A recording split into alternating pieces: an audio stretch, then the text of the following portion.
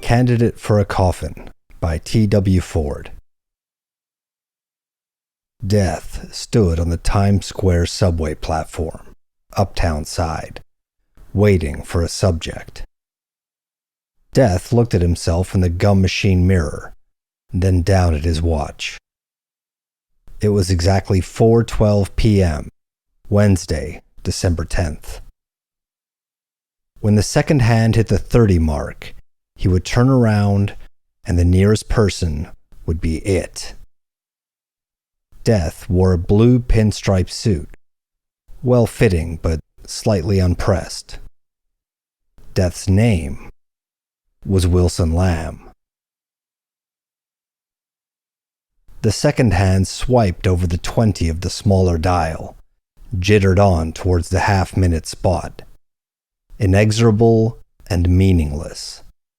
Just as what Wilson Lamb planned. He said, "Now," with a little sucking in of breath and a thin anticipant smile, and spun on his heel.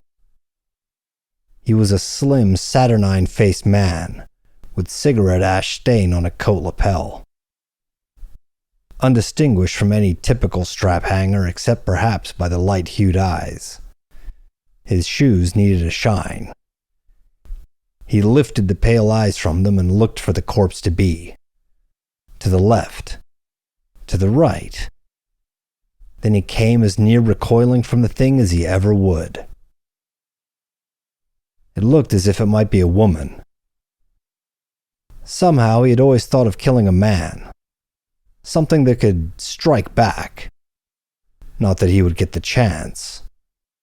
It was just the idea of the thing. But she, the woman, was descending the stairs that led up to the shuttle, bearing down toward him, less than 20 feet away. Big and billowy and red-faced, waddling along like a sow. To face a jury, charged with doing away with a hunk of human beef like that, and... He flashed a glance to the left again. Nobody near. It was a fluke of circumstance. A score of people weren't buzzing all about him. He whipped his eyes back toward the woman as a local thundered in. And luck took a hand. A stocky man dodged around from behind the woman and came rapidly down the platform, neat, crisp briefcase under his arm. Wilson Lamb's pale eyes flickered with amusement. He said softly, "Tag, you're it, John W. Goon." This was his corpse-to-be. Mr. Death had made his pickup. "Excuse me." An express rolled in, and cutting over for it, the stocky man brushed Lamb. His voice was mild, colorless. He wore a gray snap-brim hat. It was set squarely on his head, precisely level. Lamb had seen hats worn like that by show window clothing dummies. The man entered the third car, middle door. Wilson Lamb boarded it on his heels. His victim almost got a seat.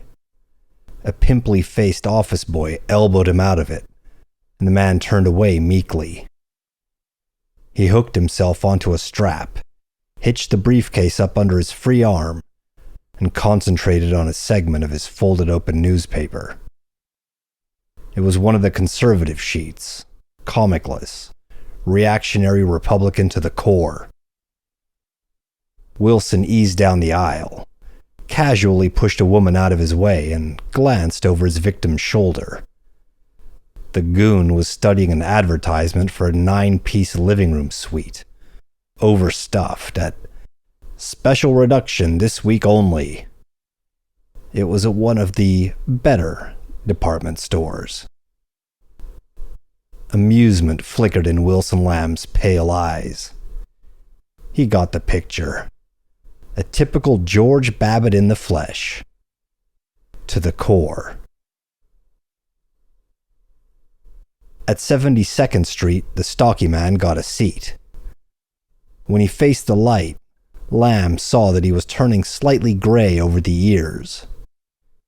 He had a roundish face, a little fleshy under the chin, a soft-lipped mouth that, from habit, he held slightly pursed, muddy eyes.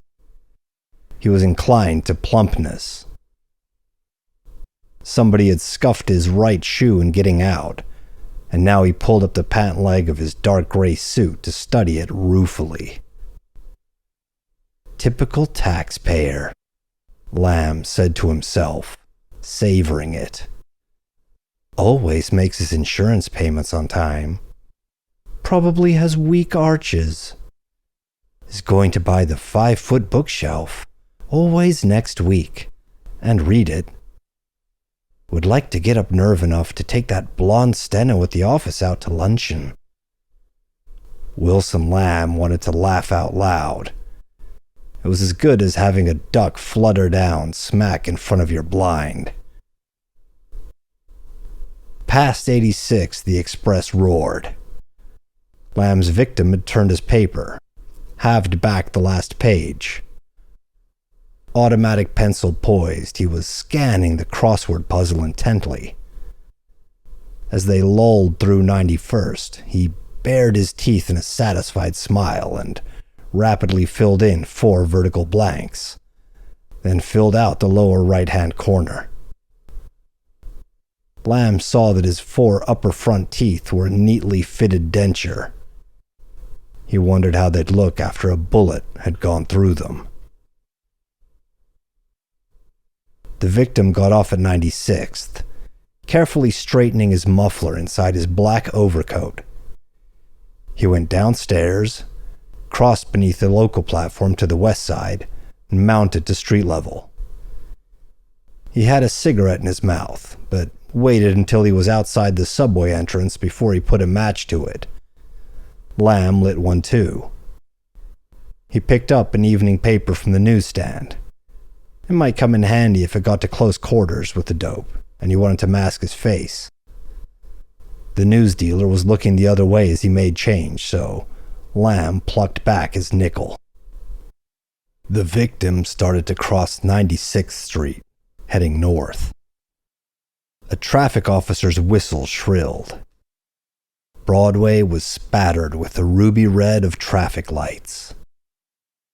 Vehicles moved cross town. Dutifully, Lamb's goon turned and retraced his steps to the curb, holding his 4-square hat carefully. A little trick with skimpy skirts wrapped about plump calves crossed on over. Watching her, Lamb's victim shook his head. Lamb could hear him saying, "Foolish to take chances like that." Imagine him saying it anyway. Lamb kept at a cautious distance as they moved several blocks up Broadway. Walking briskly, the victim turned into a side street. There was something smug about the way he picked up his heels and swung his briefcase. "Little man who's had a busy day with a job well done." Lamb paraphrased it sarcastically. He pushed his battered felt hat further back on his head in a gesture of disgust. His cheap, unbuttoned Raglan-style coat fluttered in the wind off the Hudson. Abruptly, the man ahead halted, wheeled. Lamb calmly turned and opened the rear door of a parked sedan, whose driver was at the wheel. Put a foot in. Down the block, his victim headed into a distinctly second-rate apartment hotel. Lamb said to the sedan driver, I thought this was a hearse," and went down the block. His victim was getting his mail at the desk when Lamb entered the shabby lobby. Lamb got on the elevator after him. The victim said 9, immersed in his paper again, studying that living room suite. He had his key ready in his hand, terracotta-hued tab swinging loose. 914 was lettered on it in black. 10, bud, Lamb told the operator. On the 10th floor, he moved quickly down the frayed carpet of a corridor and found the service stairs. Back on the 9th, even when he was yards from the door of 914, he caught the odor of cooking, rich and greasy. He got his ear against the door. "Spare ribs and sauerkraut, huh, Ede?" The victim was calling out inside. Lamb could visualize him putting his coat on a hanger, carefully folding a scarf over it. From the rear of the apartment came Ede's voice, reedy and with a bit of a whine. Lamb could visualize her too, a dyed blonde who devoured film fan magazines and thought the girdle was the world's greatest invention. "Uh-huh. How'd things go downtown today, Lou?" Through the thin door, Lamb could hear him clear his throat and mutter, "Oh, so-so." But Ede wasn't to be put off. "Lou, did you tell the boss you have to have a raise? That the job is worth more?"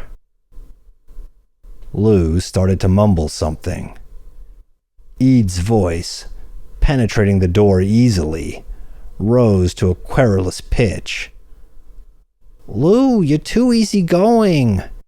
You ain't got the sense to stand up for your rights. You're an expert in your line and you know it. There's never any kickback or complaint on a job you do."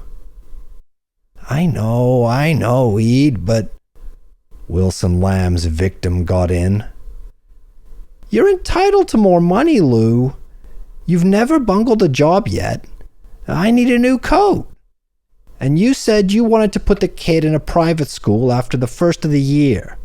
How are we going to do it if you don't?" Lou said, "Look, Ede, something came up today, and the boss had to leave in a hurry, right in the middle of a conference.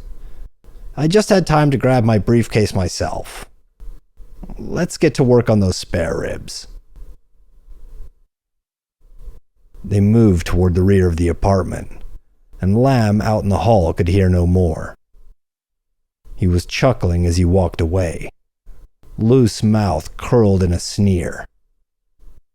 Back on the 10th floor, he boarded the elevator again.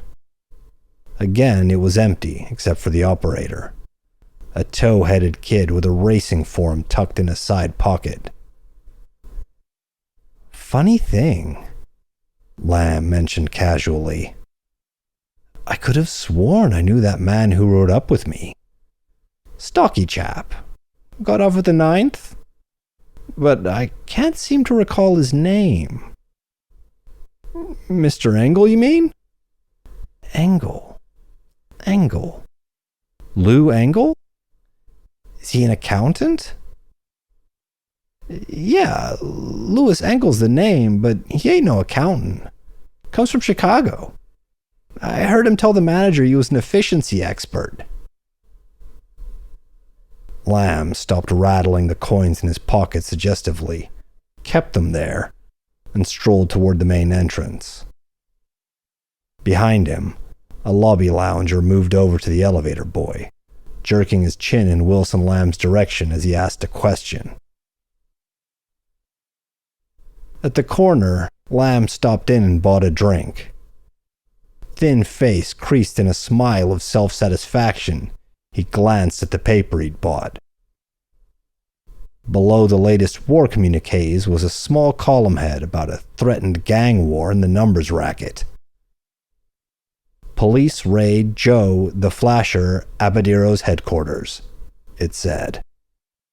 Lamb's eyes picked up flashes of it.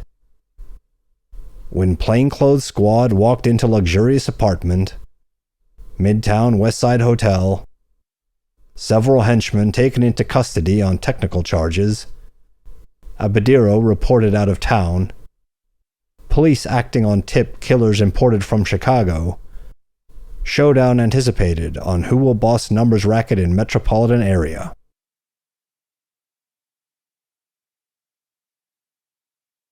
Lamb turned the paper over and winked at himself in the concave mirror of the semicircle of bar. That was unimportant claptrap to somebody like him. That kind of tripe was for the little Joe dopes who got their thrills vicariously.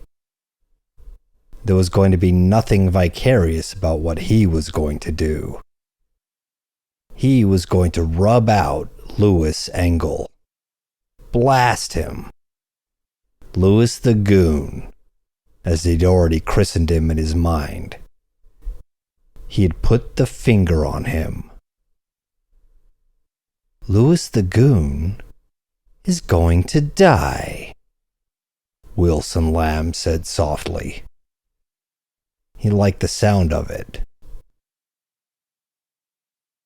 He wasn't crazy. Long ago, he'd assured himself of that.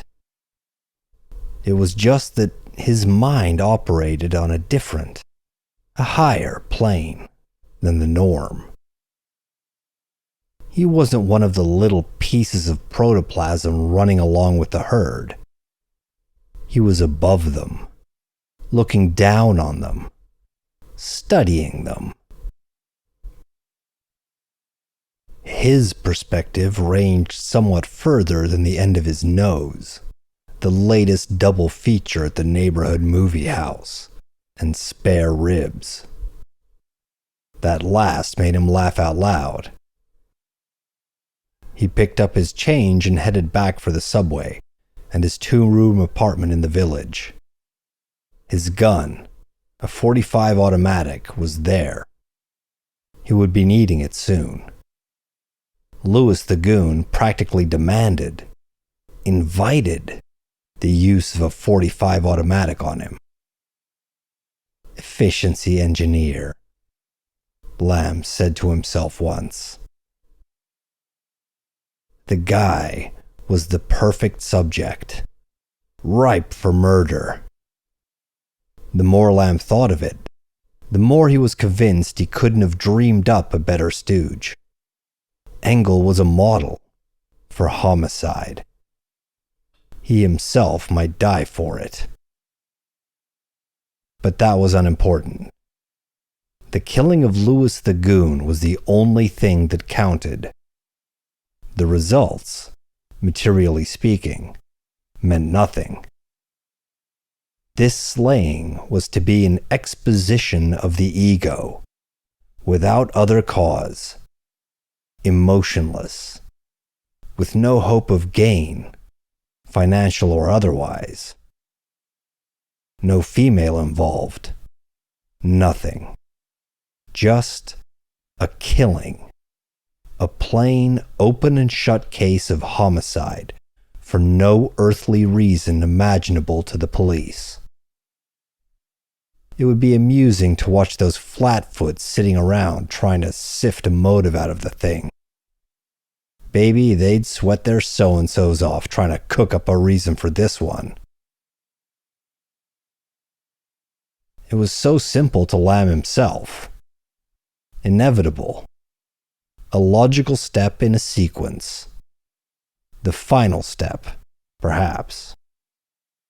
Louis the Goon Engel was a mere walk-on in the piece. A spear carrier doomed to death. Little better than a papier-mâché dummy set up to be a target for the custard pie. Only in this case, the custard pie was to be a Cupro steel-nosed bullet.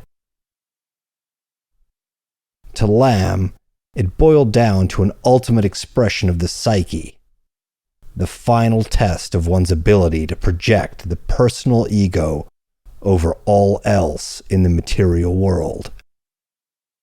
Because the ego was the alpha and omega of all living. The moment one got above the level of animal existence, the mere feeding of the face and satisfaction of the other instinctive physical hungers. As Braunich put it so succinctly, even the lowest worm can procreate itself. Unfortunately. Then, of course, there was Nietzsche and his Superman, and some of Freud, and that treatise of Van de Water, the Belgian, on the sublimation of the subconscious by the negation of the self-censor, and the papers of Braulinsky in the old University of Warsaw on the fear trauma, which he termed a birthmark of civilization. Lamb had gone into all of them, deeply. All of them dealing with the ego. The ego and its development and complete consummation. And the killing of Louis the Goon Engel was going to be the consummation of Wilson Lamb's experiments in the total exemplification of that ego. It was no brash idea, no harebrained impulse concocted in one's cups, perhaps. Analytically, objectively, he'd thought out the whole thing. The axis of life was the psyche. Its two poles were birth and death. And, as Braunich had stated, the former was a function, often accidental, of which the lowest animal order was capable. A monocell, the amoeba, was able to reproduce itself by the simple stratagem of subdivision. But death, when it became a deliberate action, administered without emotion or hope of material gain, was one step removed from the Godhead. Perhaps less than one step. But the step that would raise one above all the little fumbling, blind-spawning, life-hugging bipeds who infested the scene.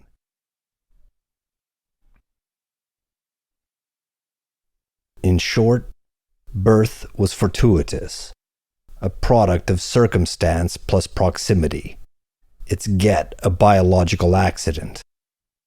But death, the taking of life, was a selective process, intentionally executed, the result of a foreseen conclusion.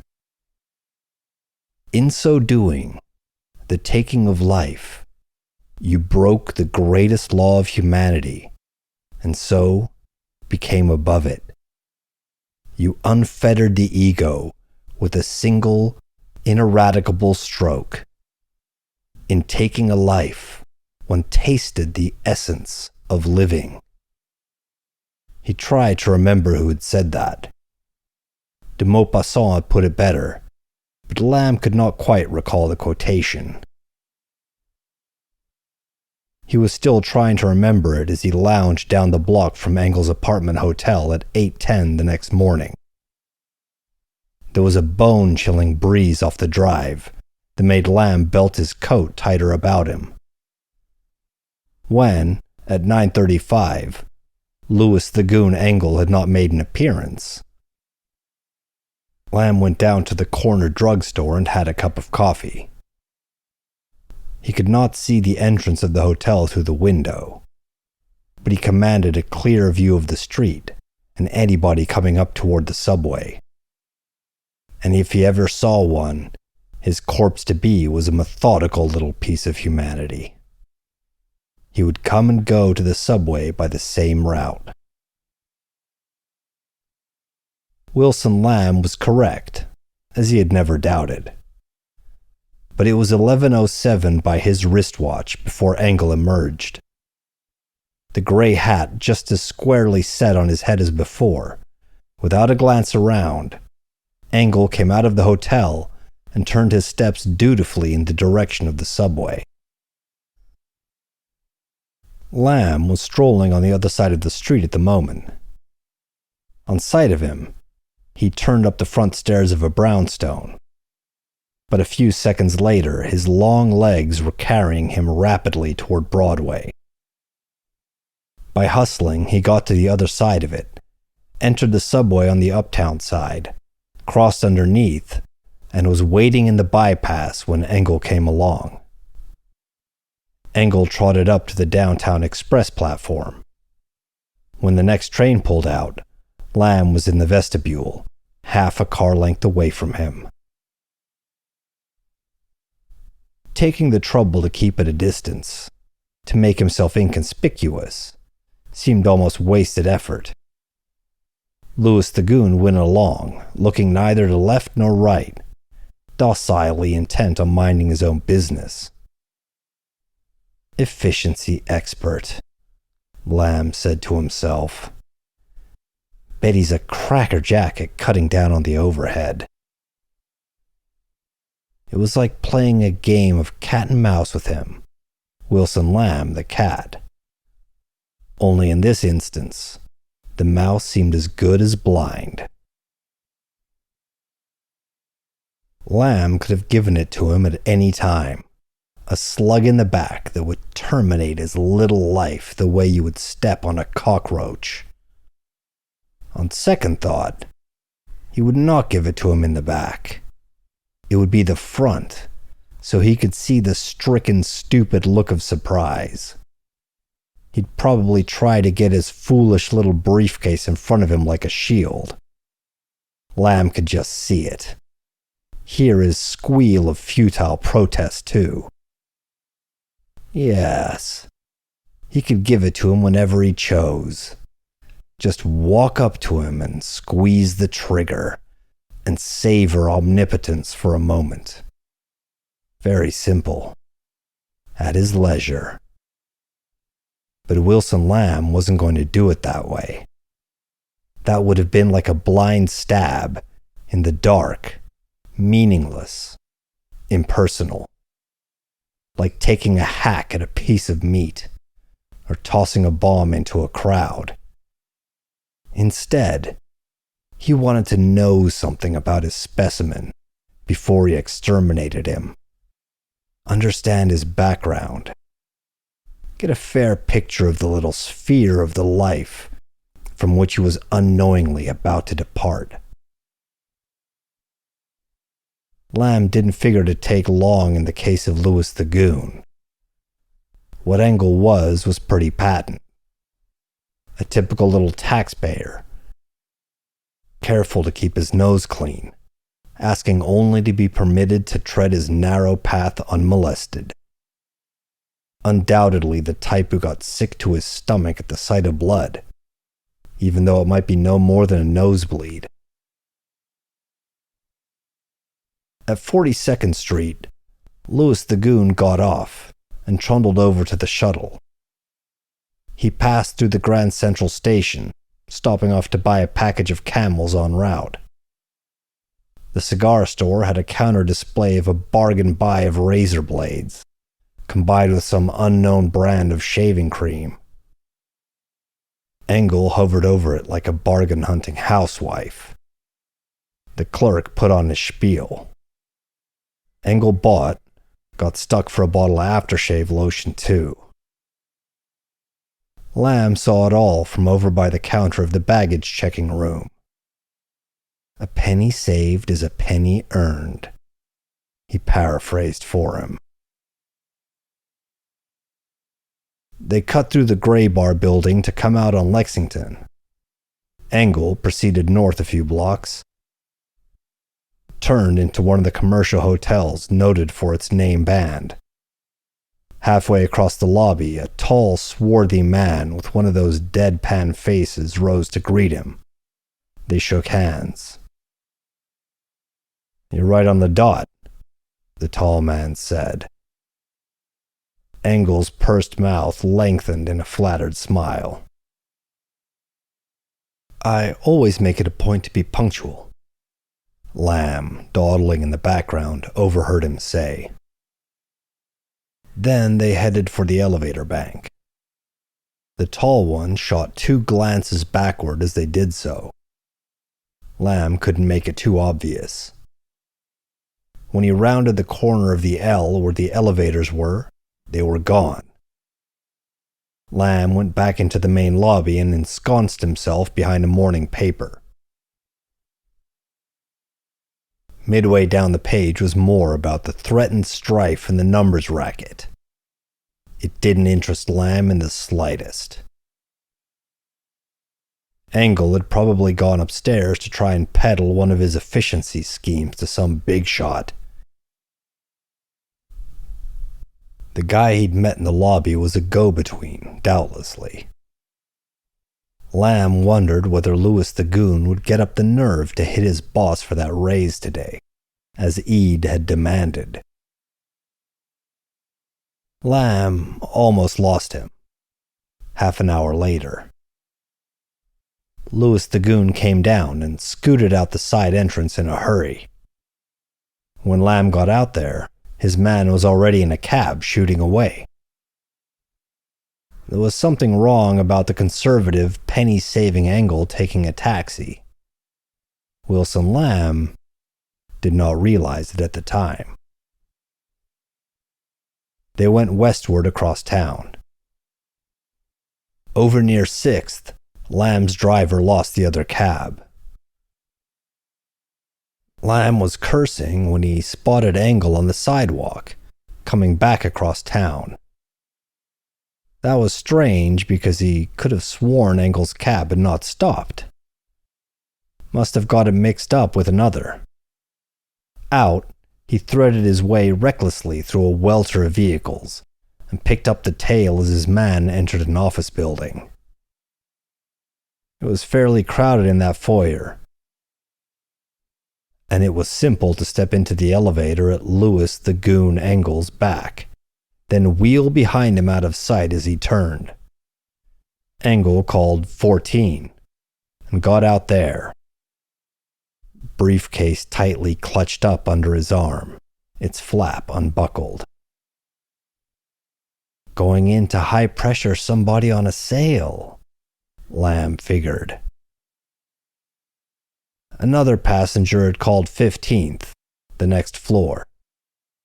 Lamb got out there, found the built-in fire escape, and got down to 14.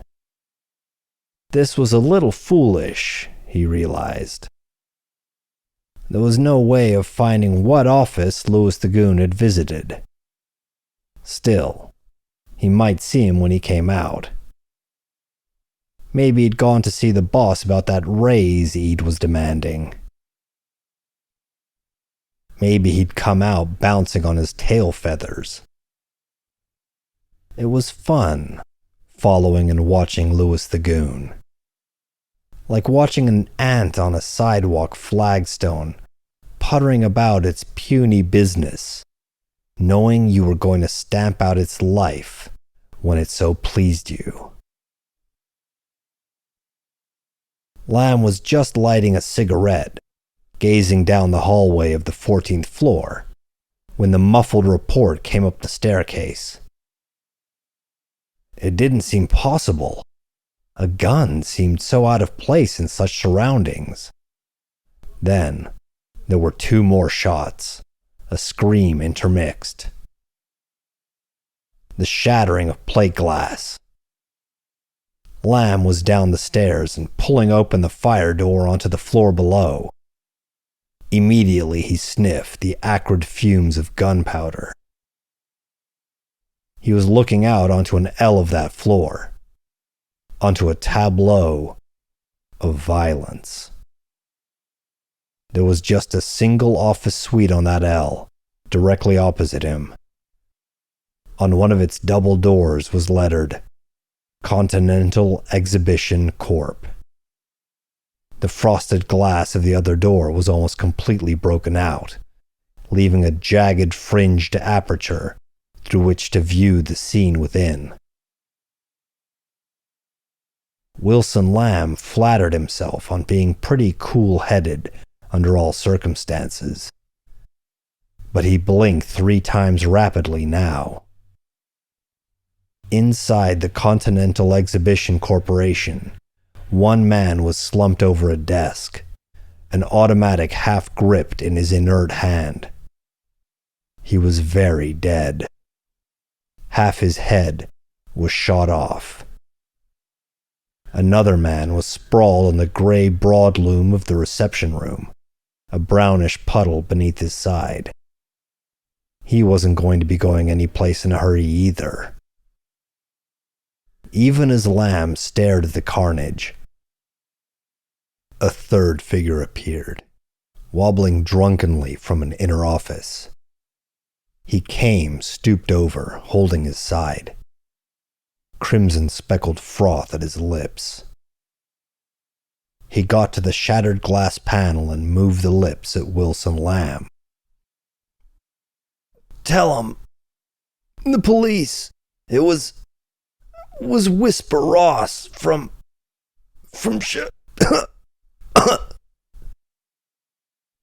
He coughed twice on the Chicago, then caved in on himself and went flat in the hallway.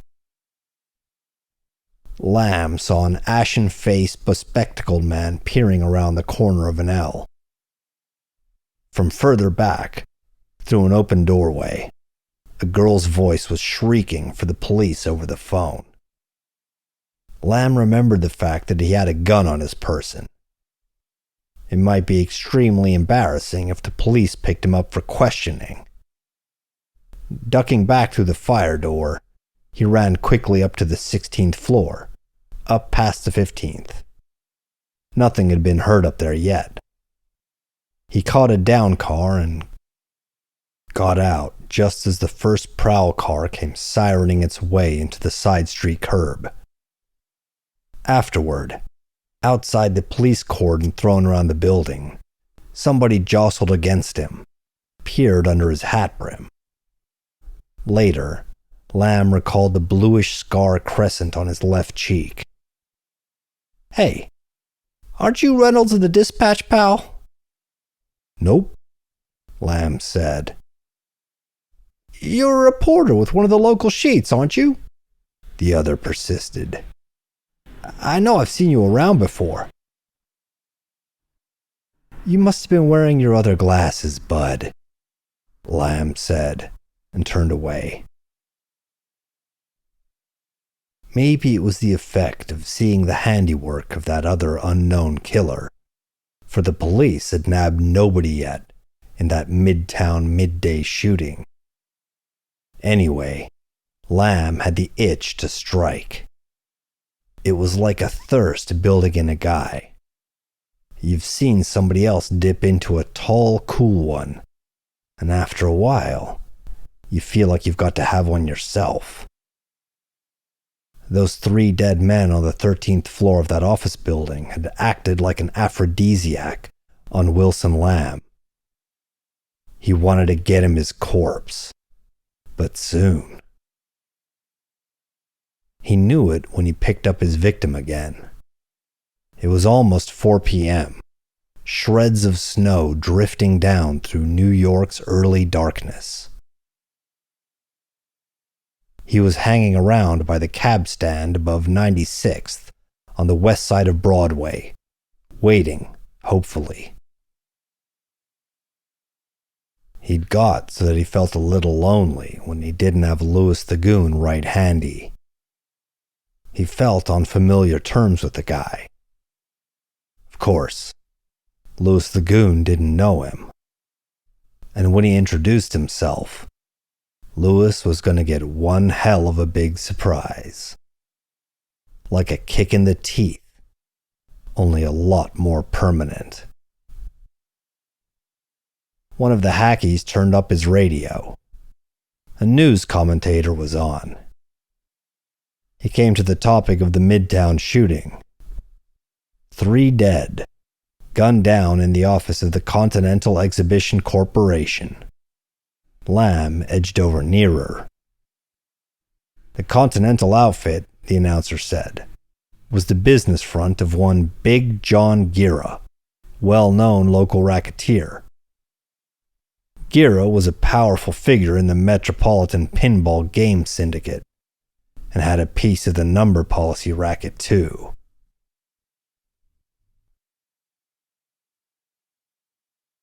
Police, promising an arrest within 24 hours, claim the triple killing a step in the fight for control of the numbers game business in this city. They are still seeking the missing Joe the Flasher Abadiro, also reputed to have boasted that he would take over the numbers game. 2 of the slain men have been identified as close associates of Big John Guerra. A building employee stated earlier today that Guerra left the premises less than 5 minutes before the killing. A prominent police official who refused to be quoted asserted the killer was a Chicago torpedo imported for the job, a killer who would not be recognized by members of the New York mobs. We are closing in on him at this very instant, the official concluded. The news broadcaster went on to another item of the day's reports. Lamb turned around, and there was Louis the Goon Engel, not 4 feet away. En route home from the subway, he'd paused to listen to the report too. He stood now with a calculating look, almost as if he were checking the verity of the report. Lamb wanted to laugh in his face. If you'd seen those 3 carcasses leaking blood all over the place, you'd probably have swooned in your britches, my little dope. Lamb addressed him mentally. And the funny part was, the little dope had been so close to it. Just a floor away, in fact. As he followed him on uptown, down his side street, Lamb had a curious sense of elation. He was in on the ground floor of Death Inc., even before voting at a stockholders' meeting himself. For he knew who had triggered those 3 today, who the shy torpedo the cops wanted was. One Whisper Ross. Of course, he might have tipped off the police, say, by a phone call. But he wasn't going to. We killers must stick together. The thought tickled his sense of humor. They were almost at Louis the Goon's roost when Lamb saw how he was going to do it. A boy with a carton of groceries almost ran down Louis, then ducked down into the delivery entrance of the apartment hotel. And Wilson Lamb had his cue. Some 10 minutes later, after due investigation, he knew how he was going to put Louis the Goon on the spot. And how he was going to get away with it. Get clear afterward. The taking of life was the important thing, the major premise. Whether he was caught or not had never seemed important before. But after reviewing the handiwork of Whisper Ross, who had ambled off unimpeded, Lamb saw no reason why he should not do the same. It would be the nth degree in the epitomization of the ego to kill and get away with it. The building's delivery entrance was a perfect avenue of escape. Actually, it did not enter the hotel at first. Down a few steps, and then it ran rearward, between the side of the building and the retaining wall next door. An open-topped alleyway. The delivery doorway was in the rear. A few feet further on was the backyard, laid out in a garden with a waterless, age-browned concrete fountain in the center. A low concrete wall separated it from the property that backed onto it. And there was the payoff. Ambling casually through in the darkness, Lamb had discovered that the property in the rear, facing on the next street downtown, was several feet lower.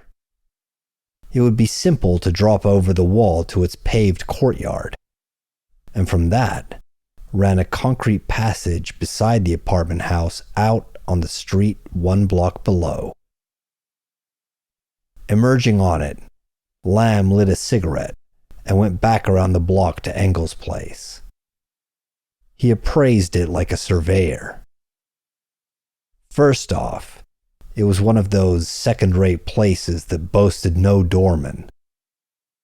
Across the street were those brownstones, for a nice dim background.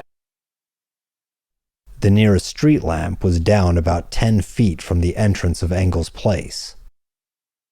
Engel would come walking along primly, right into its light. A man crossing the street from the brownstones, a little behind Engel, calling out, "Hey, Mr. Engel," and it was a very nice setup. The property line of the building where Engel lived was set back several feet further than that of the old-fashioned private homes between it and Broadway. They would serve as a screen for his movements from one direction when he hit into that delivery alleyway after fixing Louis the Goon's wagon once and for all, Lamb realized. It was almost ridiculously simple. Why, he could have almost chalked an X right there and then on the sidewalk, where little Louis would lie down and forget it all. Wilson Lamb hummed as he headed up toward Broadway and decided to have dinner. He had a swell appetite. He was humming snatches from something. Minor key, descending scale. It went, "Come to Papa, come to Papa, come to Papa." He didn't know whether it was from a song or a crap game. Anyway, the dice were sure loaded against a certain party he knew. Down the block, a taxi that had been parked with meter ticking across from Engel's apartment hotel drew away slowly. He went to the movies with Louis the Goon that evening. Louis didn't know anything about it, and Lamb bought his own ticket. That, too, had been extremely simple. After dinner, he'd phoned Engel.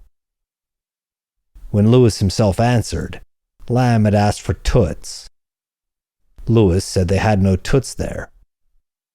And Lamb had said he was very sorry, that he must have got the wrong number. And Louis said that was all right, no harm done. And Lamb said he was sorry he'd disturbed him, and Louis said to think nothing of it, no trouble at all. And Lamb said a 4-letter word after he'd hung up and laughed out loud in the phone booth. Then he hung around and saw Louis come out after dinner. Ede was with him this time. Ede was the type after which some department store advertising department diplomat had coined the term stylish stout. Ede toddled, and she was pretty hefty. If there was a family argument, Lamb would have laid 2-1 she would have come home in front by a TKO before the 5th round. They went into the movies on the northwest corner of 96th. The closest Lamb could get was some 3 rows back. He was disappointed because he could not watch Engel's face. It was a double feature. Pampas Nights was one of those alleged South American musicals whipped up by a couple of sub-morons with the intent purpose of sabotaging the good neighbor policy. The other picture was some ghoulish thing about a mad surgeon, described in the script as an egomaniac, who had a pleasant pastime of revivifying electrocuted felons. That one gave Lamb a pain in the pants too. He'd really made a study of egomaniacs. He got out in the foyer right behind the Engels. He heard Ede say she thought the one about that nutty doc was so thrilling. Louis the Goon did not agree. He liked those musicals. They take my mind off business," he said. Lamb left them and went in and had a drink. He had 2 drinks. Now that everything was settled, he felt no impatience. It was all lined up, right down to the final curtain. Lewis's final curtain. Lamb had already decided that he would give it to him as he was plotting his smug little way home some evening. Any evening. Maybe tomorrow evening. Now that the details were ironed out, it was fun to leave the closing date open. He could play the fly on the wall in Louis the Goon's life as long as he wanted. And when he got bored with Lewis's act, bop! He would deliver his compact little package to Louis. He started to get bored fast the next day. He rode downtown with Louis and they went over to the same East Side hotel, and Louis went upstairs. He was gone a long time.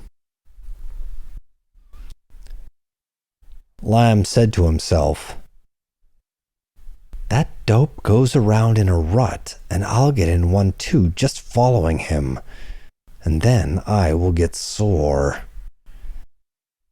Eventually, Louis the Goon came back down into the lobby. The tall, swarthy man he had met there the day before was with him. "Well, I guess there'll be nothing doing today," Louis the Goon said. "Nope, nothing," the other said. They parted. Louis went down to the telephones and used one after consulting a little black book. When he came out, he bought a white carnation for his buttonhole in the florist's shop, and then treated himself to 3 25-center perfectos. Something builds, Lamb told himself.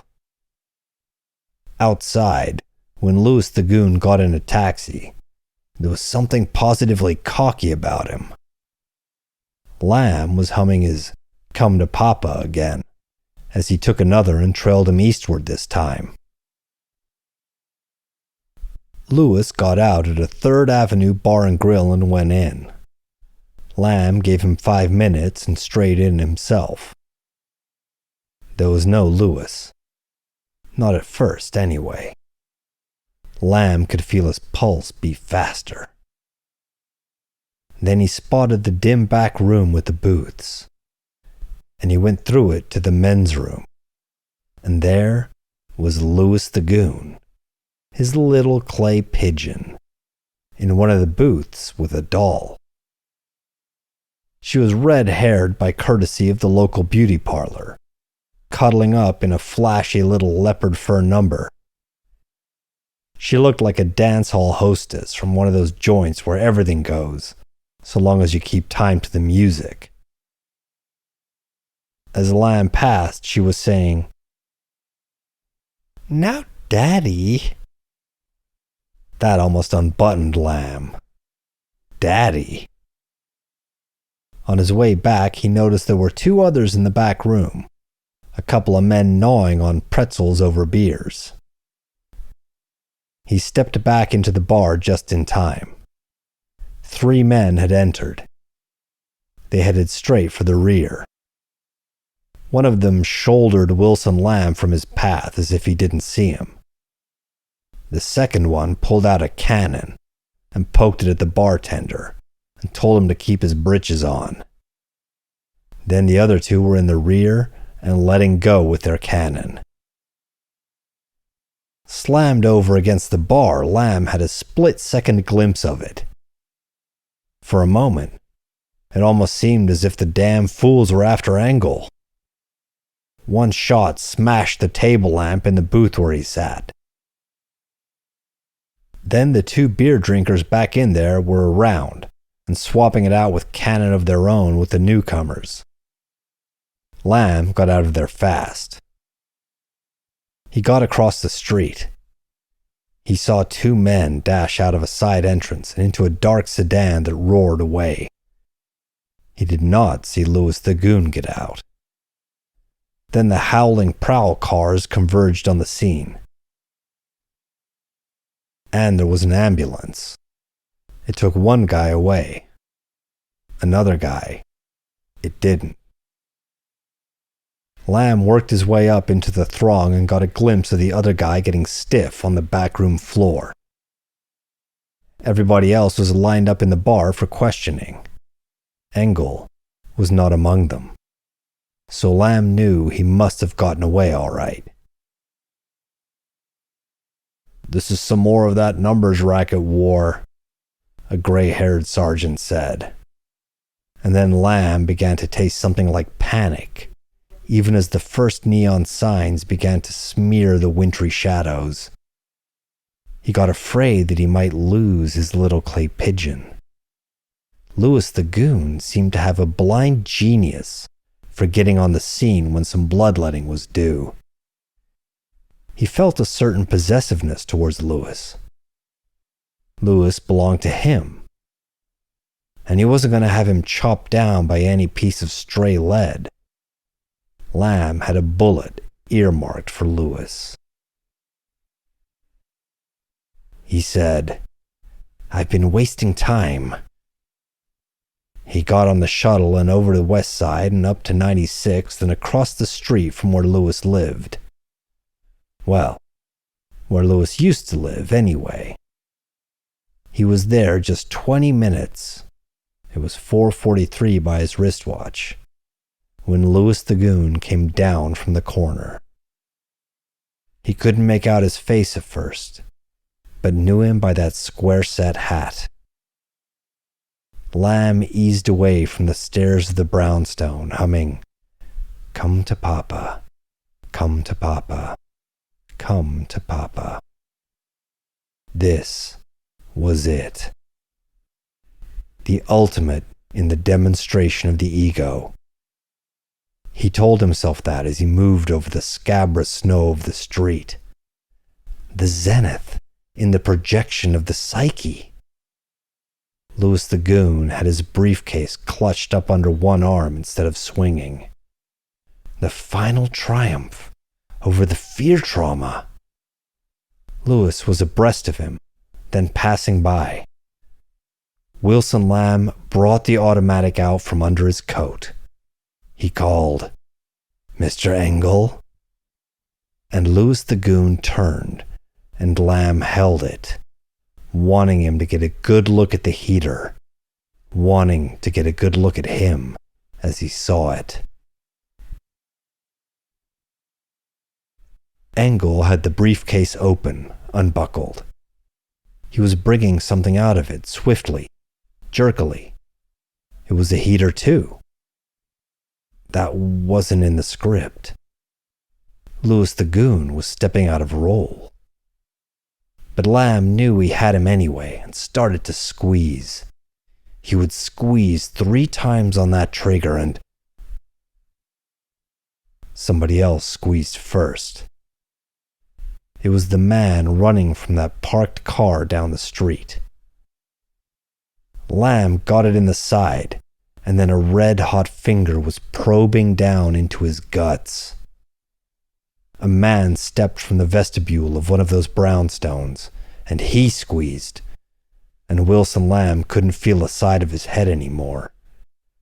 Knew he would never feel it again. He was down on one hand and one knee, and his gun was gone. Someplace in the black haze seething around him. Like a hurt animal, half crawling, knowing only the base instinct of self-preservation, he tried for that delivery alleyway. Somebody else had figured that was a good spot too. It was the man with the bluish cheek scar who had accosted him after the triple killing in that office building. He squeezed, and Lamb took one square in the chest. In a vague way, as the sidewalk slid up at him, he was aware of that car backfiring away like hell.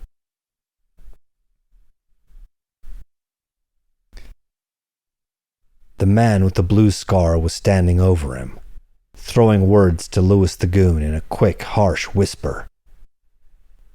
"This is the one, Whisper. He come in here with you Wednesday. He was on the spot when you give it to them boys in Gira's office yesterday. Today, he was in that bar when they tried to get you. The flasher said stay close to you. And him." "Gira's fingerman, eh?"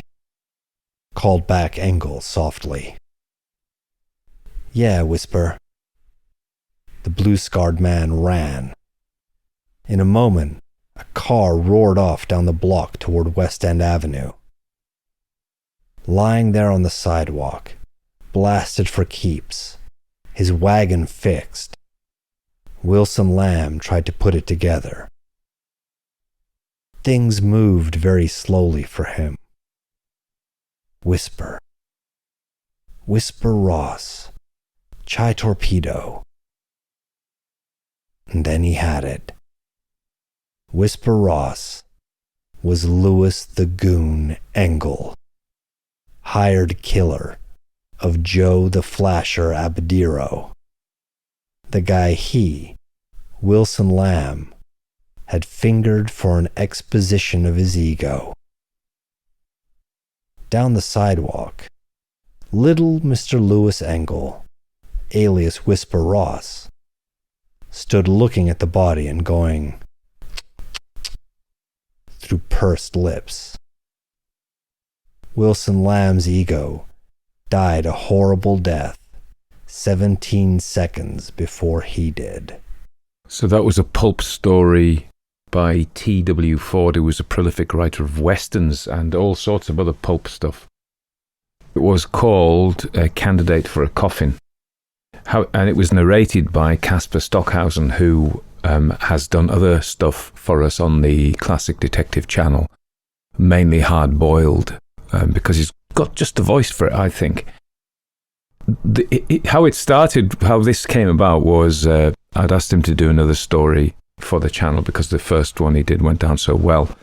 And I suggested A Dinner Date with Murder, which he did, but it was too short. So we offered to do this other one that we've just heard. So here now is A Dinner Date with Murder, written by Harry Stein and narrated by Caspar Stockhuyzen. Please check out Caspar's other work from the links in the show notes.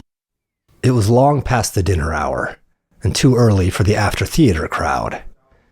The two men at the table near the door were the only patrons in Luigi's restaurant. They had eaten, and were sitting there drinking wine. They drank very slowly, and it was plain that they were waiting for somebody, because they weren't talking much, and had the half-bored, half-impatient look of people who have nothing to do but wait. At a table near the back of the room, the waiter, who seemed to be the only one on duty, sat smoking a black, twisted cigar and reading a newspaper. One of the men put his wine glass down and lit a cigarette. Even sitting down, he was noticeably shorter than his companion, but he was powerfully built. He had a deep olive complexion and eyes that were black and sparkling. "It looks like your man isn't coming, Dan," he said. Don't worry about that, Gaddy," Dan said.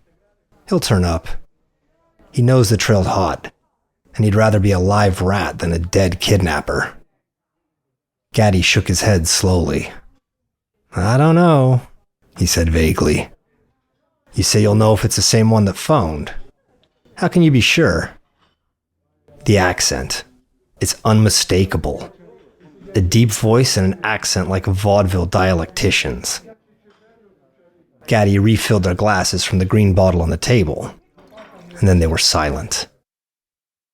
The front door opened, and two men entered. One was fat, with a complexion the color of old weather-beaten brick, and eyes that were watery and cold. He wore a high-crowned, pearl-gray fedora, set squarely on his head, and his fleecy coat had heavily padded shoulders. The other man was slight and sallow. His coat was too tight across his back, and he walked with a defiant swagger.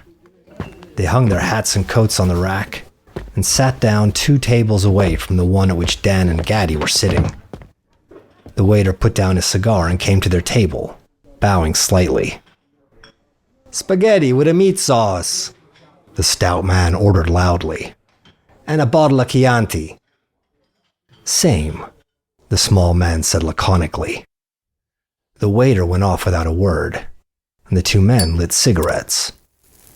Dan and Gaddy watched them with open curiosity, waiting for some sign, but they smoked in silence, never looking in the direction of the other table. "It's the organ grinder accent, all right," Gaddy said in a barely audible voice. "But where's the high sign?" "Give him a chance," Dan mumbled. "He has to be plenty careful, I suppose." The waiter came in with a wicker-wrapped bottle, which he set on the table before the newcomers. Then he went back to the kitchen, and when he returned he brought 2 heaping plates of spaghetti, dripping reddish-brown sauce and giving off a fragrant steam. "The idea is to talk on a full stomach, I suppose," Gaddy whispered. "Or isn't he the guy? I thought your man was coming alone." "He didn't say," Dan said. Gaddy watched the fat, red-faced man wielding fork and knife, eating the spaghetti with great relish. "That's a pretty good spaghetti, eh, Joe?" the fat man said loudly. "Right," Joe replied briefly. Dan looked towards the back of the room, where the waiter was again occupied with his cigar and paper. Maybe they're waiting for the waiter to clear out first, he was thinking. He sipped at his wine, waiting. And then he looked up again. The stout man had almost finished what was on his plate and was taking a long drink from his wine glass. He put the glass down and sat back in his chair. He turned his watery eyes on Dan and nodded his head slowly up and down. Up and down. Dan glanced quickly at Gaddy, who had his elbow on the table and seemed to be sleepily leaning far over to one side of his chair. Then he nodded his head at the stout man, just as the latter had done. The next instant, he was on the floor, and somewhere over his head, repeated claps of thunder were bursting as if they would never cease, and from the other table he heard a choked scream. His ears hurt in the silence that followed. When he rose from the floor, Gaddy, gun in hand, was already standing at the side of the 2 men who, a little while before, had been enjoying their spaghetti, and were now dead. The waiter had disappeared. Dan took a revolver from the lifeless hand of the small, sallow-faced man. He looked at the chambers. All the cartridges were neatly in place. "He never had a chance to use it," Gaddy explained. The door opened again. A man with his hat drawn down low over his eyes stood in the doorway and looked wildly about at the dead men and at Dan and Gaddy. Then he turned around frantically. "Our man!" Gaddy cried. He leaped forward, grabbed the fleeing man by the elbow and jerked him violently into the room. "You wanted to see us," Gaddy said. "You phoned the lieutenant, didn't you?"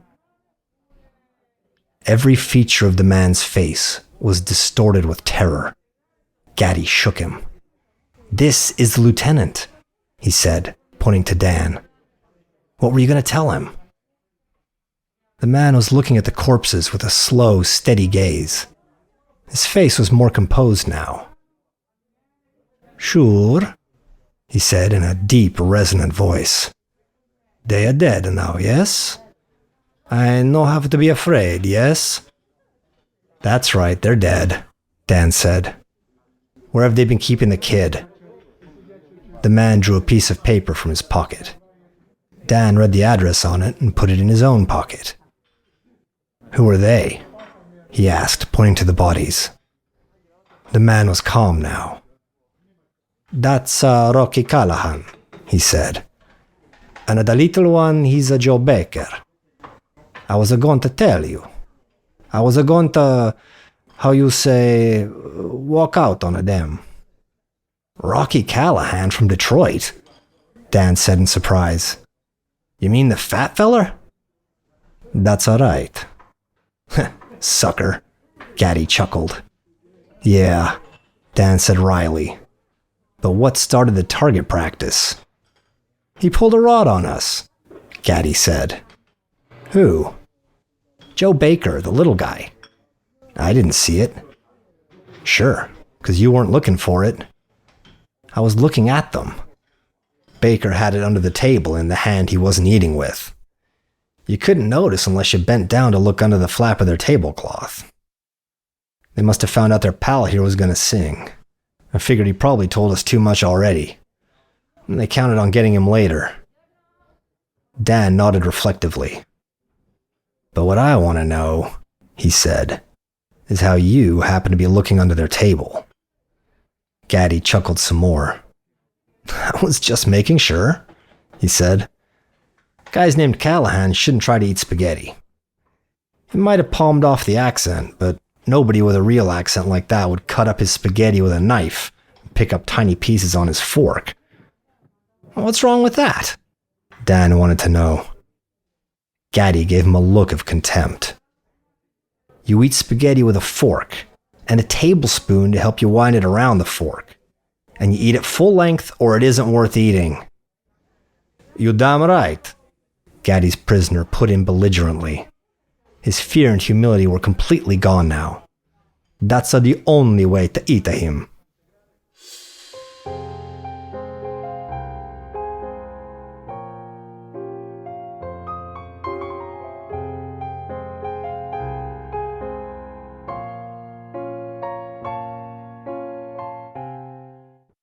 So both of those stories, Candidate for a Coffin by T.W. Ford and A Dinner Date with Murder by Harry Stein, both narrated by Caspar Stockhuyzen, were from the January 1942 edition of the Pulp magazine, The Hooded Detective.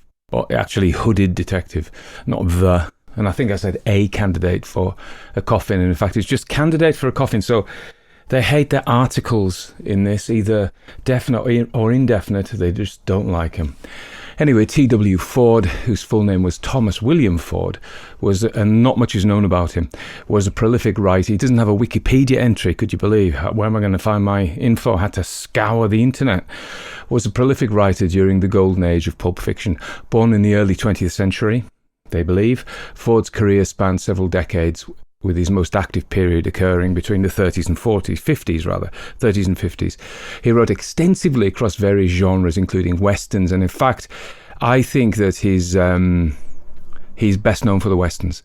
Detective stories, sports yarns, contributing hundreds of stories to numerous pulp magazines. Despite his significant output, the internet tells us, Ford's work was often noted for its inconsistency, oscillating between moments of brilliant prose and less polished passages within the same story. I thought this was a pretty good story. The first one, looking at the clock, it's so noir, hard-boiled, wasn't it? I loved it. On the platform, just the language, the wisecracking. We know noir. We've done a bit of noir now, so we know what it's like, but we like it still. One of Ford's most enduring contributions to pulp fiction was the creation of the Silver Kid, also known as Solo Stratton. He was a gunfighter in westerns. This character, a drifting heroic gunfighter distinguished by his silver-adorned attire, became a staple in western pulp magazines.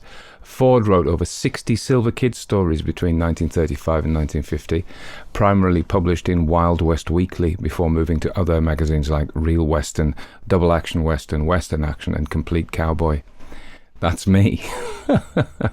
Although Ford also worked as an editor in the pulp industry, he remains a relatively obscure figure today, as we know, partly due to the inconsistent quality of his work and his limited output of novels, because he mainly churned out these stories which are very forgettable. One of the good things about them that the writers liked was You didn't have to wait. You didn't have to go through a 2-year publishing process with all the publishers and all the gatekeeping and wait for your money and all that. They paid you. You wrote the story, they accepted it, they paid you. If this magazine didn't pay you, then Black Mask would pay you, or Complete Cowboy would pay you. I would like to get my stories in Complete Cowboy. There wouldn't be westerns, it'd just be about Anyway, never mind. You can get lost, can't you, sometimes? There was somebody complained that I'd go back on myself, that I contradict myself, that I repeat myself and go, yeah, welcome to the show. So, Hooded Detective, this magazine that these two were published in, was a short-lived but memorable pulp publication that debuted, how do you say that? Debuted, a debutante in September 1941 and ran for 3 issues, only 3, with its final issue published in January 1942, this one. It was published by Louis Silberkleit's company, or Silberkleit. If it was German, it'd be Silberkleit, which also produced a variety of other pulp and comic book titles. The magazine was notable for featuring the adventures of the Black Hood, a vigilante crime fighter who quickly became a popular character. This guy was created by G.T. Fleming Roberts under the pseudonym of G.T. Fleming Roberts. It's not much of a pseudonym, is it? The Black Hood stories combined elements of superhero action and gritty detective fiction. In fact, if you look at the Masked Detective, there is a guy called the Masked Detective, which was confusing me when I was doing my research, and he is a superhero detective. These things are growing at the same time, of course. The heyday of pulp magazines spanned from the 1920s through to the 1950s, with titles such as, these are detective titles, Black Mask, we did the Western ones before, Dime Detective, Detective Fiction Weekly leading the charge. Black Mask magazine in particular is credited with shaping the hard-boiled detective genre, publishing works by legendary authors like Dashiell Hammett and Raymond Chandler. These writers, along with others like Carol John Daly and Earl Stanley Gardner, we haven't done a story by him, crafted stories that were tough, fast-paced and brimming with sharp dialogue and moral ambiguity. Absolutely the noir hardboiled genre, isn't it? I mean, noir and hardboiled aren't quite the same thing. Noir is really a film genre.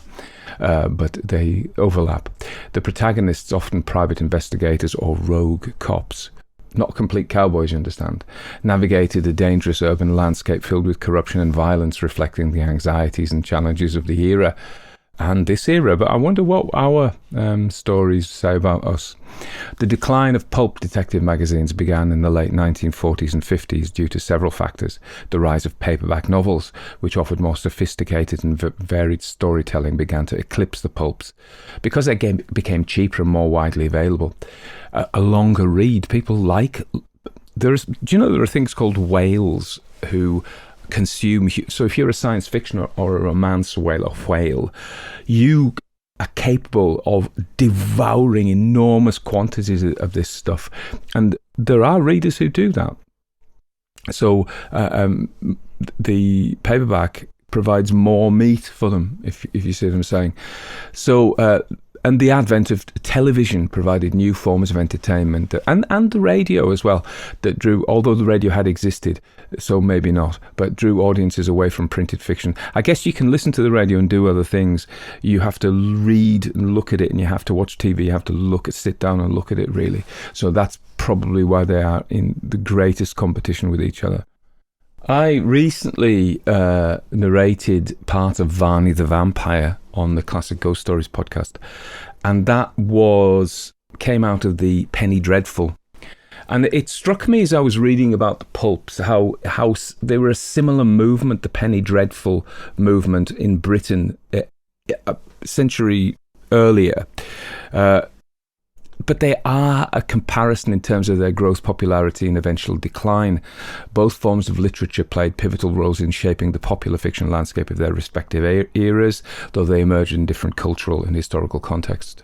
Penny Dreadfuls began in the early 19th century and gained immense popularity by the mid-1800s, named for their cost, a penny per issue, and their sensational, often lurid content. These stories primarily targeted young working-class readers who had limited access to more expensive literature. Books were expensive, even the blue books were expensive.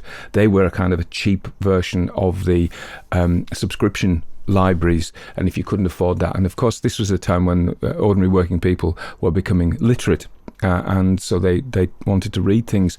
And it strikes me that there's a similarity in tone between the Penny Dreadful and the Pulp. They are lurid, they are full of shocking and I want to say peep show, if you know what I mean. I don't necessarily mean that in a kind of sexual sense, but I mean that kind of lurid looking, rubbernecking, wanting to see extreme things, hyperbole and things like that. Sensationalism is the word. So of course the Penny Dreadfuls have Sweeney Todd, Vanny the Vampire, and these characters become household names, as I guess the Silver Kid may have a century later. So the sensationalism focused on violence, mystery and stark moral dichotomies.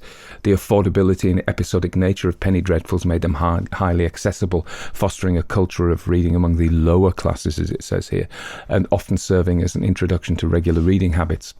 In contrast, pulp detective magazines gained prominence in the early 20th century, peaking between the 1920s and 1950s, so almost a century apart.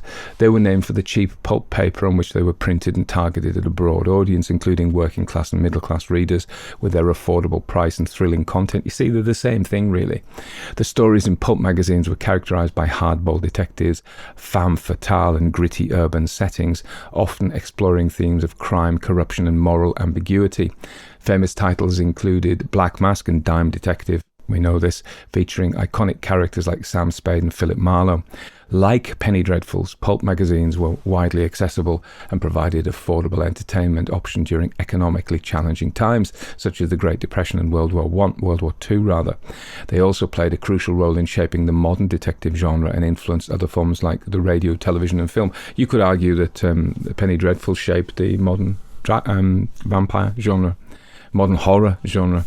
Similarly, the decline of pulp detective magazines started in the 40s and 50s, 1940s and 50s. Several factors contributed to this, including the rise of paperback novels. We've already said this. So what was the decline in the Penny Dreadfuls, really? Again, the better quality stuff becoming available at a cheaper price, These were, and very interesting thing, we have about T.W. Ford and how there's not much known about him, and he churned out hundreds of stories. This is exactly like James Malcolm Rymer, who is one of the authors of Varney the Vampire. He probably had a number of authors, like the Silver Kid. I think I may be wrong, but I think other people wrote Silver Kid stories. And it was James Malcolm Rymer wrote Varney, but it was also thought maybe Thomas Peckett Prest wrote it as well. So the authors, they were not artists, and they didn't consider themselves artists, and neither did the pulp, even though some of their work rises to artistry, I think. But they were professional writers, and that's what they did for a living, and they churned out the stuff that they knew their public wanted to read. Maybe Hollywood could take a chance on that, actually churn out something. I always think that when they're making these movies and they're investing like millions, billions of dollars in them, at some point, and then they come out and they get 18 on Rotten Tomatoes. Through that process, I say this, doesn't somebody sit there and go, do you know what, I think this might be crap? Not necessarily worthless, but just the story's badly written. There's no story to it. And maybe write something that people like, maybe. I don't know.